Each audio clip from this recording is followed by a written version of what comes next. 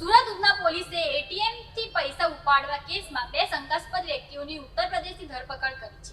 આ આરોપીઓ એટીએમ કાર્ડનો પાસવર્ડ ગુપ્ત રીતે જોઈને યુઝરનું કાર્ડ બદલી લેતા હતા અને તેઓને આ રીતે રૂપિયા 25,000ની ચોરી કરી હતી. પ્રાપ્ત વિગતો અનુસાર ઉધના નજીક આવેલ એસબીઆઈ એટીએમમાં આરોપીઓએ પહેલા એટીએમ કાર્ડનો પાસવર્ડ ગુપ્ત રીતે જોઈ લીધો હતો. ત્યારબાદ તક મળતા કાર્ડ બદલી નાખી પીડિતના ખાતામાંથી રૂપિયા 25,000 ઉપાડી લીધા હતા. આ ઘટનાની ફરિયાદ મળતા જ ઉધના પોલીસે તપાસ શરૂ કરી હતી. આ તપાસ દરમિયાન સીસીટીવી ફૂટેજ અને ટેકનિકલ પુરાવાના આધારે પોલીસે આરોપીઓની ઓળખ કરી અને ઉત્તર પ્રદેશમાંથી દબોચી કાર્યવાહી કરી તેમને ઝડપી પાડ્યા હતા.